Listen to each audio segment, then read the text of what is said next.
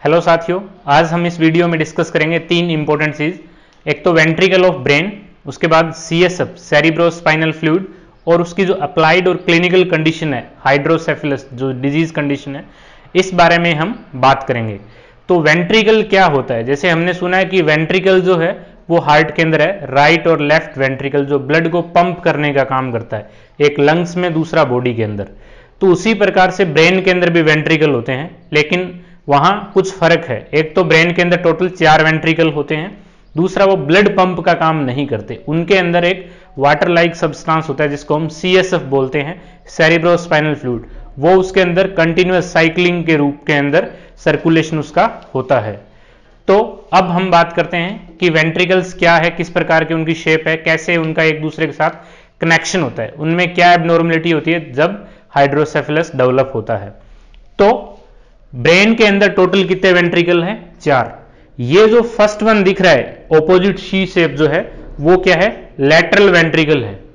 Lateral ventricle कितने होते हैं? 2 होते हैं, एक राइट हेमिस्फीयर में, एक लेफ्ट हेमिस्फीयर। ब्रेन में हमारे 2 हेमिस्फीयर होते हैं, एक राइट और एक लेफ्ट, दोनों के अंदर एक एक लैटरल वेंट्रिकल होता है। और उसके बाद में जो लैटरल वेंट्रिकल है वो किससे जुड़ता है? थर्ड वेंट्रिकल से। ये जो शेप है वो क्या है? Third ventricle.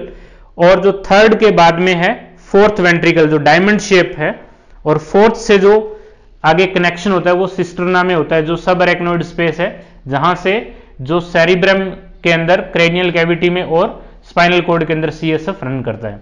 तो ये तो इसकी खाली एनाटॉमी है, इसकी स्ट्रक्चर है। अब इसके अंदर जो सीएसएफ है वो कैसे बनता है, कैसे रन करता है, और इनके बीच का जो कनेक्शन है उसको हम क्या बोलते हैं? तो फर्स्ट जो लैटरल वेंट्रिकल था वो थर्ड वेंट्रिकल से जो जुड़ता है, ये ब्लैक एरो जो आपको दिख रही है, इसको फोरामिना या ओपनिंग बोलते हैं। इसका नाम है फोरामेन ऑफ मोनरो, या इसको हम इंटरवेंट्रिकुलर फोरामेन भी बोल सकते हैं। मतलब 2 फोरामेन, जो 2 वेंट्रिकल इनके बीच में एक ओपनिंग है, इसको हम बोलते हैं इंटरवेंट्रिकुलर फोरामिना। उसके बाद जो थर्ड वेंट्रिकल है, ये जो आपको दिख रहा है थर्ड वेंट्रिकल, ये जो फोर्थ वेंट्रिकल है डायमंड शेप का, इसको हम फोर्थ वेंट्रिकल कह रहे हैं। इनके बीच में क्या होता है? डक्ट लाइक स्ट्रक्चर होती है, ट्यूब लाइक स्ट्रक्चर है। यहां पे जस्ट एक ओपनिंग थी जिसको हमने फोरामेन बोला था, यहां ट्यूब लाइक स्ट्रक्चर है जिसको हम सेरिब्रल एक्विडक्ट बोलते हैं। इसको डक्ट ऑफ सिल्वियस भी कहा जाता है। तो ये जो डक्ट है ये किस किस के बीच में होती है? थर्ड वेंट्रिकल और फोर्थ वेंट्रिकल के बीच में। अब जो फोर्थ वेंट्रिकल है, यहां से जो सिस्टर्ना या सब अरेक्नोइड स्पेस है वहां में सीएसएफ कैसे जाएगा? यहां पे टोटल 3 ओपनिंग होती है, 2 लैटरल ओपनिंग होती है और एक जो होती है वो मीडियल ओपनिंग होती है। जो लैटरल ओपनिंग है उसका नाम एल से ही है, जो फोरामिना ऑफ लस्का। तो इसके अंदर हम याद रख सकते हैं एल इक्वल टू एल। जो लैटरल ओपनिंग है इसका नाम क्या है? Foramina of Luschka. और जो मीडियल ओपनिंग है वो क्या है? Foramina of Magendie. तो ये इनका नाम है। ये जो ट्रिक थी एल स्क्वायर का मीनिंग तो ये इसलिए थी कि लैटरल वेंट्रिकल कितने होते हैं? 2। और जो लैटरल अपेरेचस है, मींस जो ओपनिंग है फोर्थ वेंट्रिकल से जो रिमेनिंग सब अरेक्नोइड स्पेस के अंदर, वो भी 2 है, इसलिए हमने एल स्क्वायर को फॉर्म किया। इसके बाद जो सीएसएफ होता है वो सब अरेक्नोइड स्पेस में जाता है। सब अरेक्नोइड स्पेस क्या होता है? हमारा जो ब्रेन है और स्पाइनल कॉर्ड जो सीएनएस है, सेंट्रल नर्वस सिस्टम, इसकी कवरिंग और प्रोटेक्टिव जो लेयर होती है उसको हम बोलते हैं मेनिंजस। ये टोटल 3 होती है, जिसको हम सिंपल तरीके से याद करने के लिए एक ट्रिक है, वो है डीएपी। डीएपी जैसे हम जो लोग खेती करते हैं या खेती से जिनका संबंध है वो समझ सकते हैं, स्पेशली कि जो खाद है डीएपी उस टाइप से। तो जो ड्यूरामेटर, अरेक्नोइड मैटर और पायामेटर। ड्यूरामेटर क्या होता है? सबसे बाहर की लेयर होती है, जो बोन है उसके जस्ट नीचे क्या होती है? ड्यूरामेटर। बीच की लेयर होती है वो होती है अरेक्नोइड मैटर, और सबसे अंदर की जो लेयर होती है वो होती है पायामेटर। पायामेटर क्या होती है? ब्रेन की सरफेस के जस्ट ऊपर चिपकी रहती है, बिल्कुल एक महीन हल्की सी परत होती है, जैसे आलू के ऊपर उसका जो छिलका चिपका रहता है उसी टाइप से वो चिपकी रहती है। तो जो सब अरेक्नोइड स्पेस है वो कहां पे होता है? सब अरेक्नोइड स्पेस होता है बिटवीन अरेक्नोइड मैटर और पायामेटर के बीच के जो स्पेस होता है, जिसके अंदर सीएसएफ सेरिब्रोस्पाइनल फ्लूइड रन करता है उसके अंदर। अब जो है सीएसएफ कैसे बनता है, किस प्रकार से, इसका जो कलर कैसा होता है, पीएच कैसी होती है, कितनी अमाउंट में ये बनता है। तो सबसे पहले हम बात करते हैं सीएसएफ की जो फॉर्मेशन वाली स्ट्रक्चर है उसका नाम है कोरोइड प्लेक्सस। यहां एक हल्की सी मैं चीज बताना चाहूंगा आपको, एक होता है कोरोइड प्लेक्सस, एक होता है कार्पस कैलोजम, दोनों एक जैसे वर्ड है। कार्पस कैलोजम जो होता है वो क्या होता है, हमारे ब्रेन के दो हेमिस्फीयर है, राइट और लेफ्ट, उन दोनों को जो जोड़ने की स्ट्रक्चर होती है उसको तो हम बोलते हैं कार्पस कैलोजम। और जो कोरोइड प्लेक्सस होता है वो क्या होता है, जो कैपिलरी का टफ्ट होता है, मींस मल्टीपल कैपिलरी यहां पे आके मिलती है, गुच्छा होता है एक, वो जो कैपिलरी है उन्हीं को कोरोइड प्लेक्सस बोला गया है। इसके ऊपर जो रेड जोन है ये क्या है, कैपिलरी है, और जो ग्रीन लाइन है वो एक लेयर होती है अपेंडिमल न्यूरेल्जिया की, जो इसके ऊपर कवर देती है। इस स्ट्रक्चर के द्वारा ही सीएसएफ बनता है। तो सीएसएफ जो है सेरिब्रोस्पाइनल फ्लूइड, वो किस प्रोसेस के द्वारा बनता है, एक तो सिक्रीशन होता है, एक एक्टिव प्रोसेस के द्वारा, एक्टिव ट्रांसपोर्टेशन इसका होता है। सीएसएफ कितनी अमाउंट में बनता है, जो अलग अलग रेफरेंस बुक है उनका अलग अलग यहां पे तर्क दिया गया है। जैसे हम दो बुक की बात करते हैं, एक जो टोरटोरा की बुक है, दूसरा जो सैम्बुलिगम की बुक है, वो बोलती है कि 20 से लेकर 30 ml पर आवर बनता है, मींस एक दिन में 480 से लेकर 720 ml सीएसएफ की फॉर्मेशन होती है। अब इसकी स्पेसिफिक ग्रेविटी कितनी होती है, 1.005, और जो पीएच है वो कैसी होती है, एल्केलाइन पीएच इसकी होती है। इसके बाद एनी टाइम हमारे ब्रेन में कितना सीएसएफ अवेलेबल रहता है, 125 से लेकर 150 ml हमारे ब्रेन में रहता है। तो अब बात यह है कि जो बाकी का सीएसएफ है एक दिन में बन रहा है वो कहां पे जा रहा है, तो इसका एक साइक्लिक प्रोसेस है।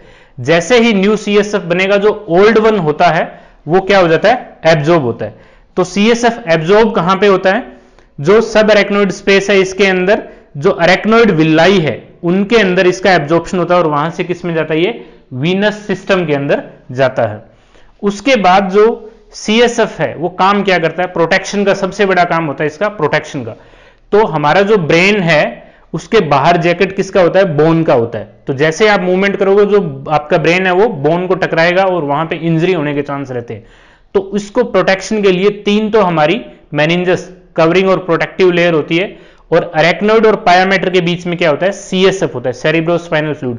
तो वो कसन का काम करता है, प्रोटेक्शन देता है, बीच में किसी भी प्रकार की इंजरी ना हो उसका काम ये करता है यहां पे। इसके बाद जो कोई भी फ्लूइड होता है इसके अंदर हम देखते हैं वाटर कंपोनेंट भी होता है, जैसे गैस्ट्रिक जूस है या इंटेस्टाइनल जूस है, पैनक्रियाटिक जूस है, उसी टाइप से। तो सीएसएफ के अंदर भी वो सेम चीजें हैं यहां पे।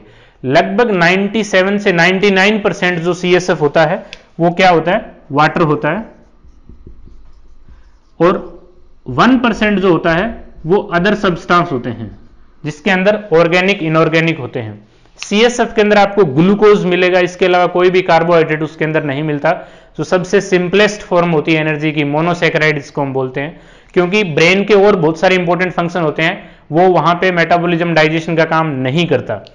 उसके अलावा कुछ अमाउंट में प्रोटीन भी आपको मिलेगी। यहां पे जो ग्लूकोज है वो सबसे इंपॉर्टेंट है, प्रैक्टिकल क्वेश्चन है कि कितना होता है। जो हमारा ब्लड शुगर होता है उसका 2/3 होता है। जैसे आपका ब्लड शुगर 120 है तो सीएसएफ के अंदर लगभग आपको 80 से 90 के बीच में ग्लूकोज मिलेगा, तो थोड़ा सा आपको कम मिलता है उसके अंदर।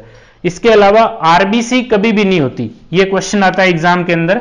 आरबीसी जो होती है वो एब्सेंट होती है, नॉर्मल सीएसएफ का पार्ट नहीं है आरबीसी।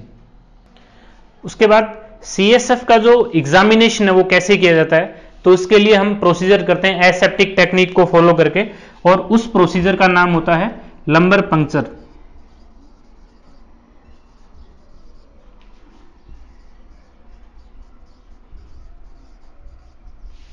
एलपी जो है वो किया जाता है, और फिर उस सीएसएफ को हम अलग अलग इन्वेस्टिगेशन के लिए, साइटोलॉजिकल एग्जामिनेशन सेलुलर स्टडी के लिए, उसके बाद माइक्रोस्कोपिक और जो केमिकल स्टडी होती है उसके लिए हम इसको भेजते हैं। अब बात करें इसके अप्लाइड कंडीशन की, सीएसएफ के अंदर और वेंट्रिकल के अंदर ऐसी कौन सी प्रॉब्लम होती है जिसकी वजह से हाइड्रोसेफेलस नाम की जो बीमारी है वो डेवलप होती है। तो उस चीज को हमें जानने के लिए यह है कि हाइड्रोसेफेलस क्या होता है।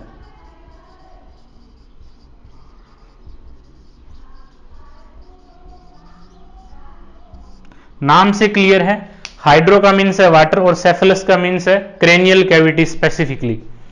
तो जो सीएसएफ है उसकी अमाउंट बढ़ जाती है या वेंट्रिकल के अंदर ब्लॉकेज हो जाता है, तो इसके अंदर दो चीज है, मैं आपको डिटेल से बताना चाहूंगा थोड़ा सा। इसके दो टाइप होता है। हाइड्रोसेफेलस कौन सा है ये जरूरी है। जैसे शुगर जो होती है, डायबिटीज की बात करें तो उसके लिए हम ट्रीटमेंट तभी देते हैं जब हमें उसका टाइप पता चलता है। जैसे टाइप फर्स्ट है मींस इंसुलिन डिपेंडेंट है, और टाइप सेकंड जो होती है वो टैबलेट से भी कंट्रोल होती है, नॉन इंसुलिन डिपेंडेंट है। तो उसी प्रकार से जो हाइड्रोसेफेलस होता है वो भी दो प्रकार का होता है, एक कम्युनिकेटिंग होता है, दूसरा नॉन कम्युनिकेटिंग होता है। जो कम्युनिकेटिंग है उसके अंदर क्या होता है, इसके अंदर जो लैटरल वेंट्रिकल से थर्ड वेंट्रिकल के बीच की ओपनिंग पेटेंट है, उसके बाद थर्ड से फोर्थ के बीच रास्ता बना रहेगा, फोर्थ से लेके सब अरेक्नोइड के बीच में।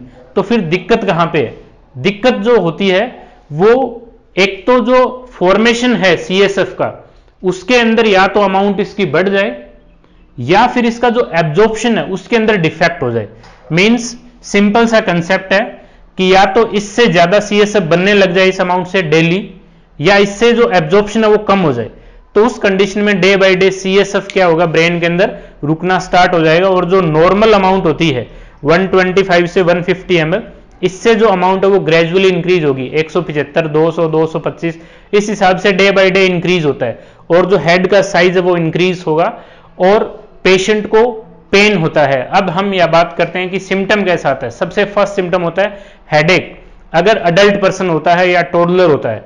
अब इन्फेंट की बात करें उसके अंदर 1.5 साल तक एंटीरियर फोंटानेल जिसको हम ब्रैग्मा बोलते हैं वो क्लोज नहीं होता, इसलिए उसमें बल्जिंग फोंटानेल होता है और हेड का साइज भी बढ़ता है।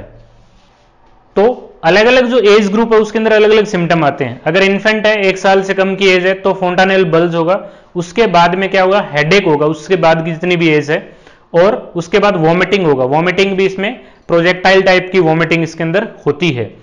और इसके अंदर जो स्कैल्प है हमारा उसको भी एक साउंड आता है, स्पेसिफिक साउंड, जिसको हम जब टैप करते हैं तो परकशन जब मेथड से हम इसको चेक करते हैं तो वहां पे एक साउंड आता है स्पेसिफिकली, और उसको असेस करने के लिए हम उस साइन को बोलते हैं मैसिवेन साइन।